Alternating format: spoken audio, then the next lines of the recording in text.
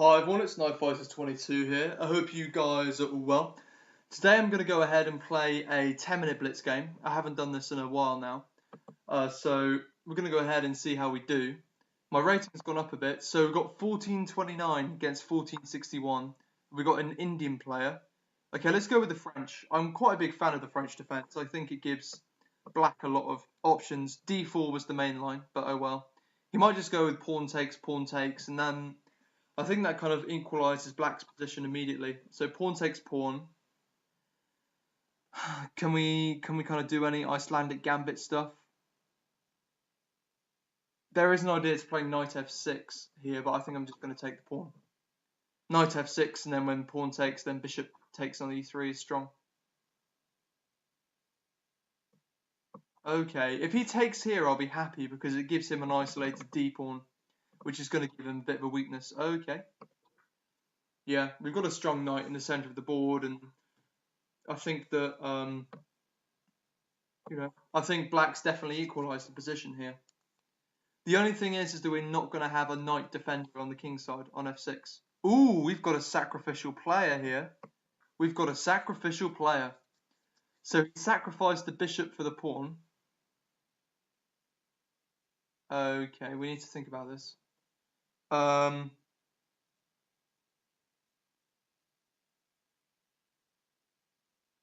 If king to g8, queen to b3 doesn't work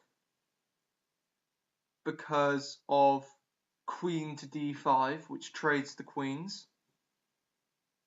King to e8 results in queen to h5 check, and g6 doesn't work because knight takes and the rook is, this pawn is pinned because queen takes rook. So I think king to g8 might actually work as a temporary thing here. Yeah. No, it doesn't work because of this. The knight's undefended and the queen's being attacked, and if we can get a queen trade here, it's definitely beneficial for us because obviously we're that bishop up. Thank you. Right. Now we just got to get up.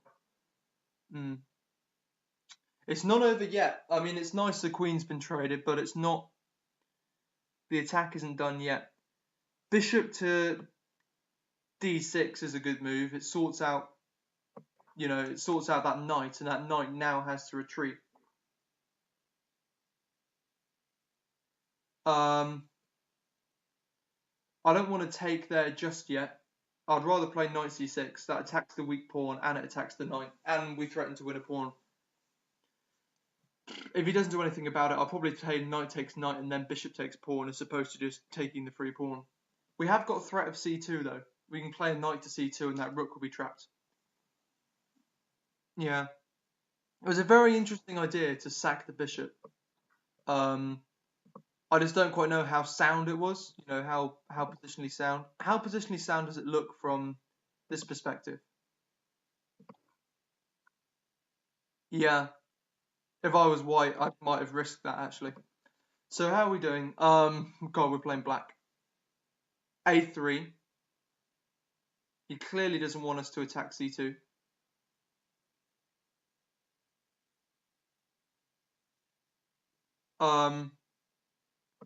Bishop to... No, that just encourages the rook to move.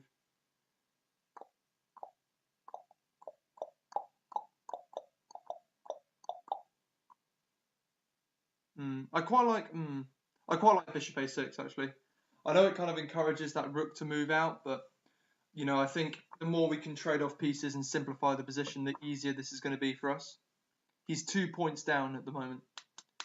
Usually, it's me playing white in this position, 2 pawns down with a bit of a positional advantage, but I don't think he's got a positional advantage. I know we've got the double up pawns and whatever, but you've got to remember we're a whole minor piece ahead. Well, that move doesn't do much. h6 and the bishop's got to move to a more passive square. g5, I'm not worried about king safety. Okay, I'm going to leave that there because I want him to take my bishop. Threatening mate. That would be interesting. If he takes the bishop, it's checkmate on e1. He won't do that though, he'll take my rook. Oh no, he's connected his rooks, okay. I quite like to play rook takes rook anyway. Threatening mate. Literally, when you're up material, all you want to do is simplify the position as much as possible. Unless he's given up control of that e file to attack the doubled up pawns, which is probably a good move actually. Yeah, unless he wants to give up that file, it's probably not in his best ideas to do that. Yeah, I'm gonna defend with bishop to b4, bishop to b5, which is a pretty safe move. I've got a threat of playing knight to f4, threatening knight e2 check, and that also blunts out the bishop, which is quite a good move. I'm considering potentials for his knight. No, probably here, now that he's moved the rook. Okay, this is just getting a flight square for his king. He doesn't want to be involved in any back rank mates, because that would lose the game pretty quick for him.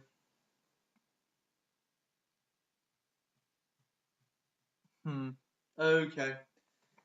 The thing is about a lot of these positions against these aggressive players, a lot of people stay greedy. He just wants to kind of weigh it out. That's good he didn't take, because if he takes here, then the knight is pinned to the rook. So I think I will just leave him how he is.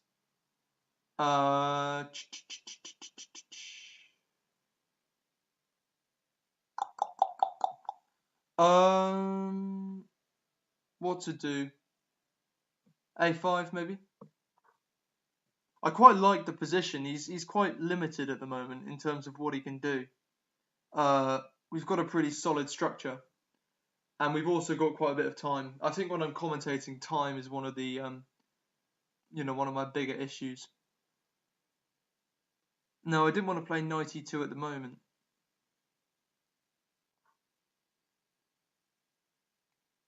B3. Threatening to what? Play A4 and then win the pawn. Yeah, it's probably better I play A4 myself. I don't want him to play A4, kick the bishop, and then take the pawn.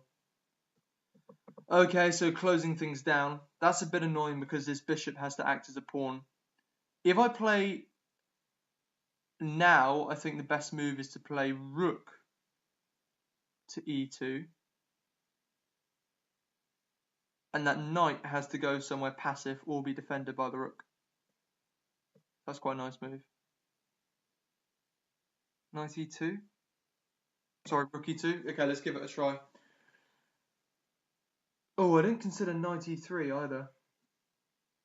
Actually, knight E3 next might be good, putting pressure on this pawn, forcing a bishop trade.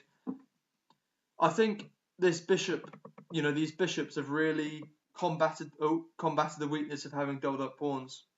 It doesn't really matter if he takes there or...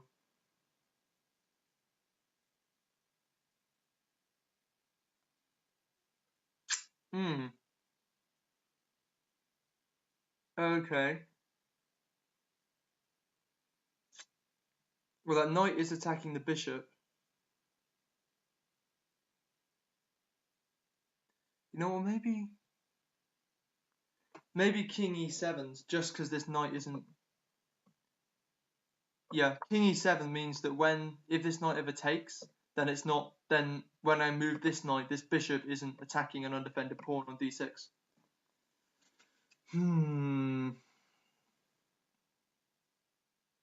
Yeah, those doubled up pawns are my weakness at the moment. But if I can get the king across now, which I can, knight b7 I'm not worried about, and now both those pawns are really well defended. It's weird playing defensive, guys. I can tell you, it is really weird playing defensive. It's not something I'm used to. I know that slowly but surely we can win this game. Okay, knight b7, I'm not worried about that at all. I want to post my own threats.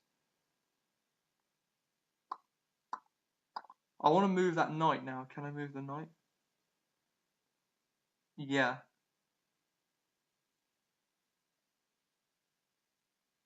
What about... Oh, there might be possible to trade rooks here. Knight d3. Knight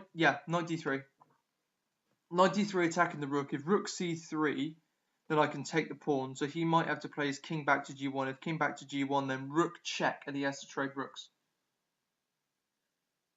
Simple stuff. So hopefully we'll be able to get the rook trade in here. And if he doesn't, then we can eventually win that f2 pawn. Okay. So now we can trade rooks with the move rook to e1.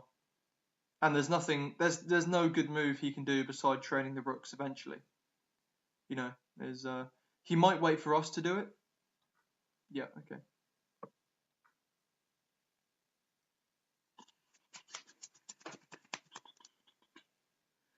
You know, he's doing well. He's doing well considering he's down a piece.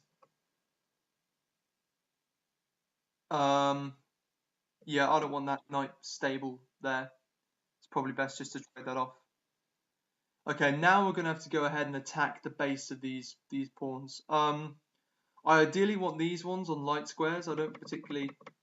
Yeah, if he gets there, then I can always use this bishop to attack. But for now, I think literally attacking the base of this pawn structure with a3 is going to be the best move for us.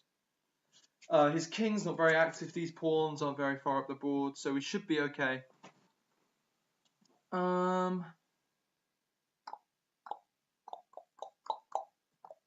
Yeah, it's probably best to take that.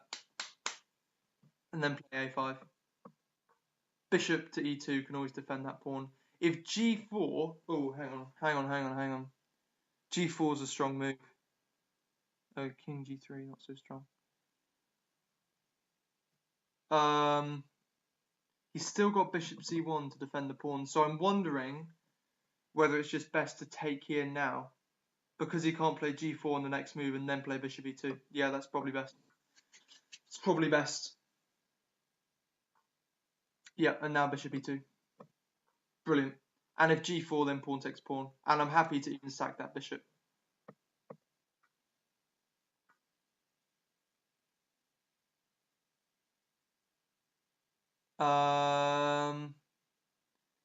Do I sack the bishop or do I wait a bit? I'm gonna wait. I'm gonna make him move. I'm gonna play this bishop to. I want to ultimately. Can I get it to g8 or do I just? I'm gonna wait and I'm gonna get him to there. Yeah, if it gets to the g6 point, obviously he's got a dark square bishop, which is good for me. If when it gets to that g6 point, I'm happy just to take it off. But for now, I'm going to start with my own threats. There's nothing much you can do at the moment.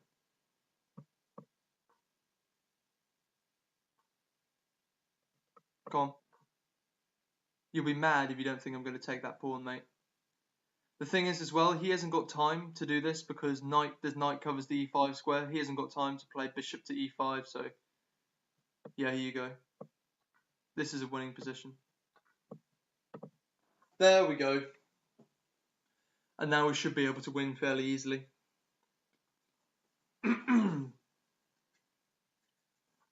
Plus 9 points of material. Right.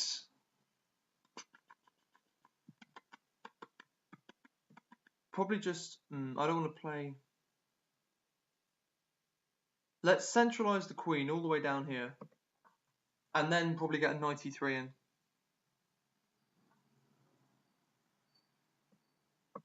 Check.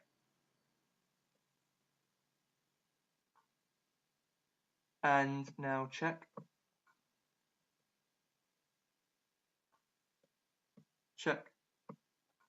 We should be able to get him to trade here because otherwise eventually he's going to move away from that bishop and it's just going to be a nightmare. You know, him trying to hang on. Okay, he's hanging on to it. He's hanging on to it.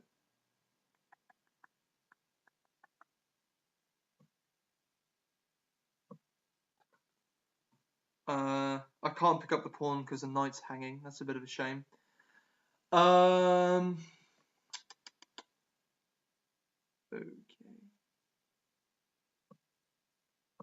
Let's try and pick up the bishop with a discuss. No, the knight's on the wrong square. Damn it. Okay. Let's save the knight for a minute and then pick up the pawn. Oh no, you can take the knight now. There we go. Now let's pick it up.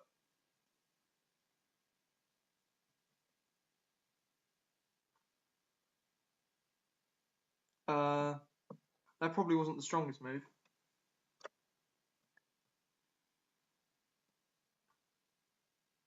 Okay, I don't care. Knight for 2 pawns.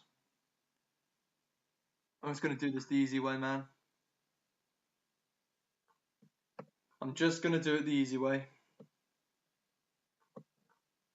Just going to do it the easy way. Yeah, guys, I can't be bothered to do this the difficult way. You know, I just want to get the easiest queens up. He'll probably sack there. Yeah. There's nothing he can do to stop the pawn. Oh, shoot! What? Guys, this is what happens when he pre-move. Check, and he didn't take the queen. I mean, that was my mistake, because I thought he would go and try and attack the pawn or something. But, okay, there's nothing he can do to get anywhere near that queen now. No stalemates? No, no stalemates. No stalemates? No stalemates. Now this is easy. This is a very standard type of checkmate, where you just move them all along the files like this, and like that, and like that, and it's game over. Good game, good game, good game. But yeah, that was a pretty good game. You know, I would. It's a shame that I didn't get a flashy middle game attack. You know, because I quite like doing that. But it was all just about a piece sack, and then we kind of had to amble our way to victory. You know what I mean? It was very much very much a slow and steady victory. I don't think I made any particular mistakes. I think my end game, once we got to this point and I knew it was decisive, I think my end game could have been a little bit quicker. Particularly here, I was fooling around with the queen and I didn't really know what I was doing. And then removing to there was an ultimate blunder, but eventually resulted in checkmate like that. Well, yeah, thanks so much for watching, everybody. I'll be having more Blitz out soon. I wish you good luck playing chess, and I'll see you next time. Goodbye, everyone.